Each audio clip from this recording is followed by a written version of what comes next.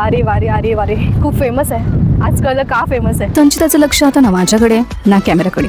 गरमागरम वाफाळलेला भात, कोकणी पद्धतीचा झणझणीत फिश रस्सा, कुरकुरीत तळलेला सुरमई आणि पापलेट मासा आणि कोकणची शान म्हणजेच सोलकढी.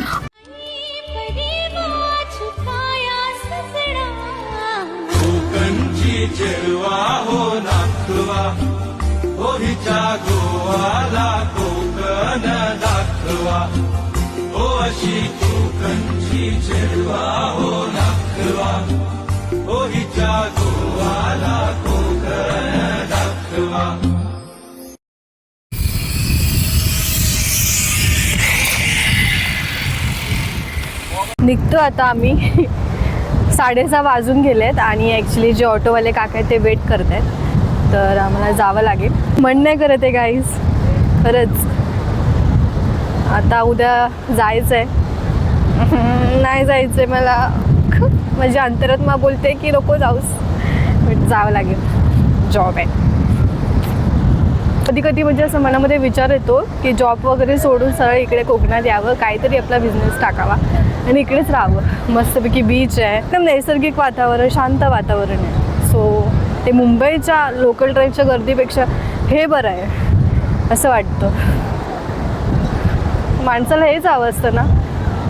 तुम्ही पण कधी थकला वगैरे असाल ना, तुम्हाला पण कधी म्हणजे असं वाटत असेल की काय बोरिंग लाईफ चालू आहे, काहीच नाही लाईफमध्ये, असं थोडंसं मध्ये मध्ये ब्रेक घ्या माणसाला. कारण ना आजकालच्या ह्याच्यामध्ये एवढं स्ट्रेस, डिप्रेशन, अँझायटी वगैरे सर्व वाढलं आहे. त्याच्यामध्ये असं धकाधकीच्या जीवनामध्ये थोडासा ब्रेक घ्यायला पाहिजे माणसाने, स्वतःसाठी तरी ॲटलिस्ट. असं नाही म्हणत आहे की 10-12 दिवसासाठी जा, 2-4 दिवसासाठी जवळपास कुठेतरी तुम्हाला जिथे आवडेल. जर तुम्हाला बीच आवडत असेल तर बीच साईड, माउंटेन साईडला जायला आवडत असेल तर तिथे. तसं वेळात वेळ काढून या आणि थोडंसं तुम्हाला पण मेंटली शांत वाटेल, रिलॅक्स वाटेल. आता हे 2 दिवस आमचे कसे गेले ते आम्हालासुद्धा नाही कळलं. म्हणजे अजून गेले नाहीत, आहेत आजचा दिवस. भरपूर एन्जॉय करायचा प्रयत्न करतो एक सेकंड. तर हा होता आजचा अरे वारे बीचचा ब्लॉग. जर तुम्ही भक्तिनिवासपासून येत आहेत तर तुम्ही ऑटोने या, जसं मी तुम्हाला सांगितलं. आता आमचे जे होते ऑटोवाले काका ते तर वेटिंगसाठी थांबलेत. सो काय टेन्शन नाही आहे, मस्त जायचं. लांब आहे थोडं आरेवारे, गणपतीपुळेपासून ऑफकोर्स तुम्हाला माहिती असेल. म्हणजे 25-30 मिनटं लागतात बाय कार. आता काय माहिती परत कधी योगायोग येईल इकडे येण्याचा, पण खूप छान वाटलं येऊन. अरे वारे खूप फेमस आहे आजकाल. का फेमस आहे? एवढं छान वाटतं इकडे आल्यावरती. आम्हाला किती खर्च झाला, काय झाला ते मी तुम्हाला सांगेल सर्व. पैसे लागतील इकडे यायचं म्हणजे, कारण पैसे कशासाठी लागेल? राहण्यासाठी जर तुम्हाला भक्तिनिवास भेटलं तर वेल अँड गुड, पण ट्रॅव्हलसाठी खूप पैसे लागतात. कारण इकडे जे पॉईंट्स आहेत ना जे बघायचे ते ॲक्च्युली खूप लांब आहेत. सो पैसे लागतात ते त्यासाठी लागतात. बाकी असं तर स्वस्त आहे. तुमची गाडी असेल तर तुम्हाला तेवढा पण खर्च येणार नाही. अरे बाबा, कोकणामध्ये जन्मायला आणि यायला फार मोठा भाग्य असावा लागतो. हे मात्र खरं. पण आता काय रे, माणसाला शहराची चट लागली ना. गावाकडे कोण फिरकतच नाही. शहरातला माणूस कसा गावाकडे आला की त्याला फार आनंद होतो बघ. तसाच ना कोकण माणसाने भरलेला बघितला ना की कोकणी माणसाला लय बरा वाटतं बघ. अरे आपला मूळ असता ना ते, मग त्याला विसरून कसा चालेल रे.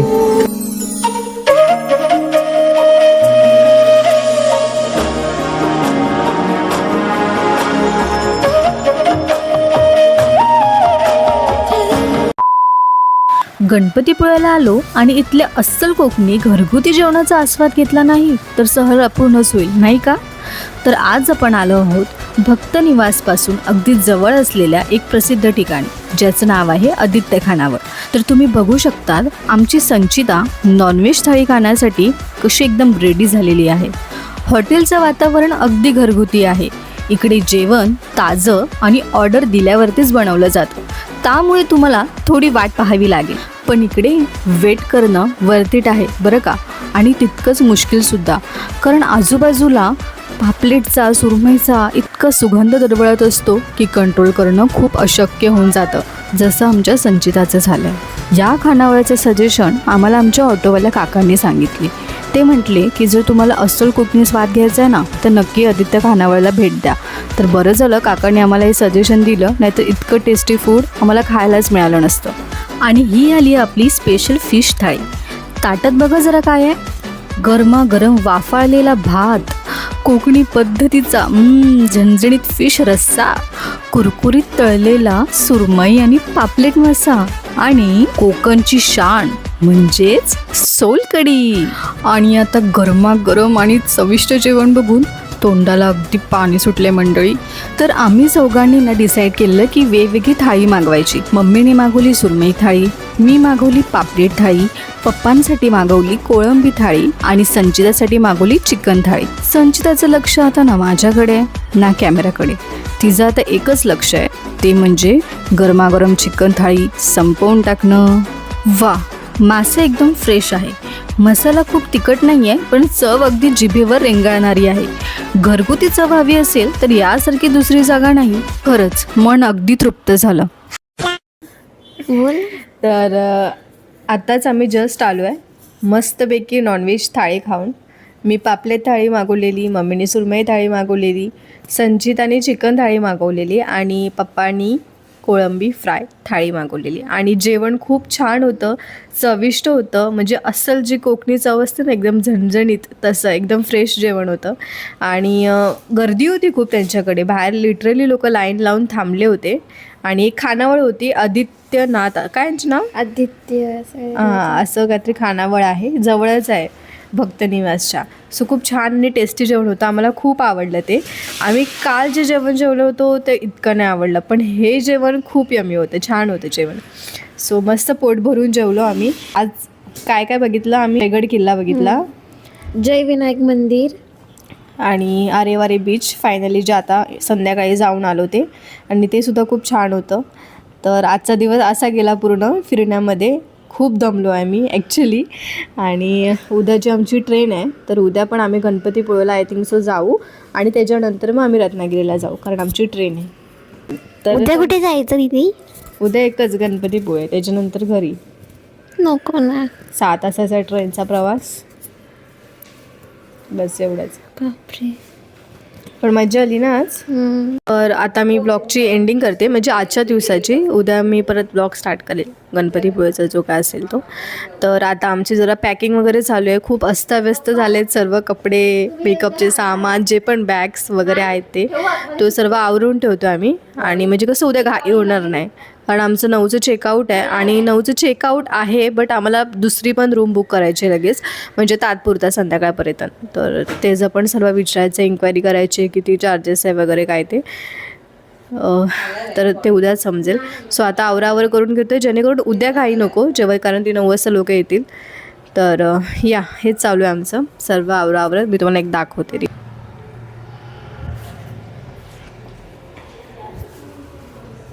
सो पटापट आवरतो आणि झोपतो. Bye bye, good night, sweet dream and take care. आणि बघत राहा हर्षिता पार्टे ब्लॉग्स. माईक घेतला आहे म्हणून जास्त कॉन्फिडन्स आला आहे माझ्यात बोलण्याचा, नाही तर मी एवढी बडबड नाही करायची, कारण माझा आवाज नाही यायचा. आता माईक आहे तर जरा बेटर आवाज, व्हॉईस क्वालिटी थोडंसं इम्प्रूव्ह झालं आहे. सो या, थँक्यू बोया. थँक्यू बोया, बाय.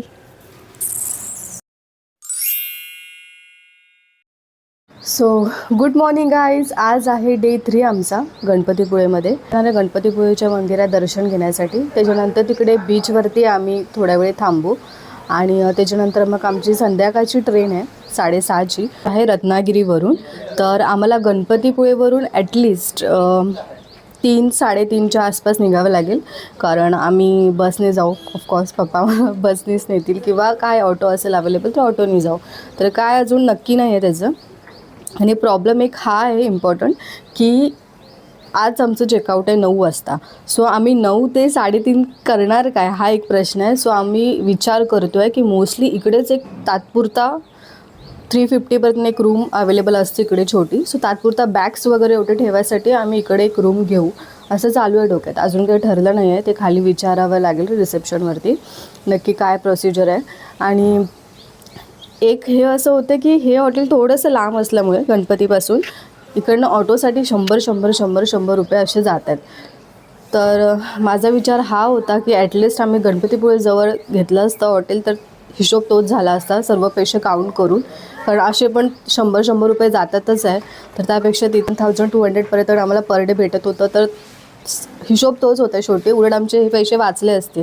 असे पैसे खूप जास्त खर्च होतात. सो ते एक आमचा अंदाज चुकला. असू दे, फर्स्ट टाईम आलो, आम्हाला काय एवढं माहिती नव्हतं याबद्दल. नेक्स्ट टाईम जेव्हा पण आम्ही येऊ तर आम्हाला माहिती असेल की बाबा इकडे असं असं आहे. सो जर तुम्ही पण येणार असाल तर गणपतीपुळेच्या जवळच हॉटेल बघा, कारण मग जर तुमच्याकडे काही नसेल तुमची पर्सनल गाडी तर अदरवाईज तुम्ही भक्त निवासमध्ये येऊ शकता किंवा मग गणपतीपुळेच्या जवळच एक छानसं हॉटेल बघू शकतात स्टेसाठी. आणि माझा आजचा आउटफिट हा आहे. थांबा मी तुम्हाला मिररवरती दाखवते, तिकडे तुम्हाला दिसेल.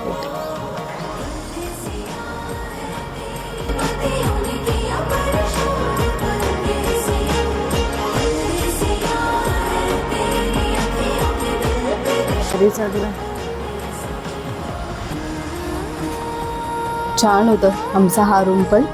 आणि बस आता बघू नेक्स्ट कसं काय होतं आहे.